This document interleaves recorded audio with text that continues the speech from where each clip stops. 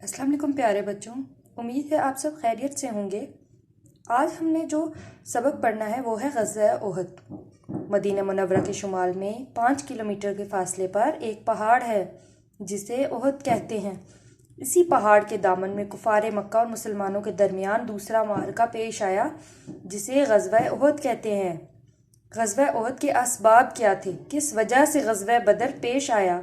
غزوہ بدر میں قریش مکہ کے 70 افراد مارے گئے، جن میں بڑے بڑے سردار بھی تھے اور اتنے ہی قیدی بنے تھے۔ اسی لیے قریش مکہ میں انتقام کی آگ بھڑک رہی تھی۔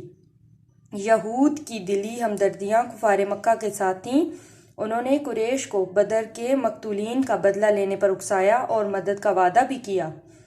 عرب میں قریش مکہ کا بہت مقام تھا، وہ خانہ کعبہ کے متولی بھی تھے۔ غزوہ بدر کی شکست کے بعد ان کا غرور خاک میں مل گیا، اس لیے قریش مکہ نے اپنے وقار کی بحالی کے لیے مسلمانوں سے بدلہ لینا ضروری خیال کیا۔ اب کون کون سے واقعات تھے جو غزوہ احد میں وقوع پذیر ہوئے؟ رسول اللہ صلی اللہ علیہ وآلہ وسلم کے چچا حضرت عباس رضی اللہ تعالی عنہ مکہ مکرمہ میں تھے۔ انہوں نے آپ صلی اللہ علیہ وآلہ وسلم کو کفار کے لشکر کی اطلاع دی جو مدینہ منورہ پر حملہ کرنے کے لیے روانہ ہوا تھا۔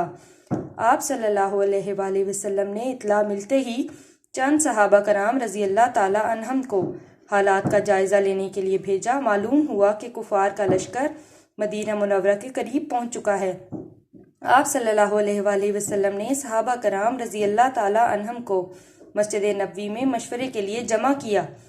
آپ صلی اللہ علیہ وآلہ وسلم اور دیگر صحابہ رضی اللہ تعالی عنہم کا خیال تھا کہ لڑائی مدینہ منورہ کے اندر ہی رہ کر لڑی جائے۔ نوجوان صحابہ رضی اللہ تعالی عنہم نے مشورہ دیا کہ ہمیں شہر سے باہر نکل کر دشمن کا مقابلہ کرنا چاہیے۔ آپ صلی اللہ علیہ وآلہ وسلم نے نوجوانوں کے اس شوق جہاد کو دیکھ کر ان کے مشورے کو قبول کیا۔ بچوں، اس سبق کی پڑھائی مکمل کیجیے، اس کے بعد اس کی مشق کو آپ نے حل کرنا ہے۔ شکریہ۔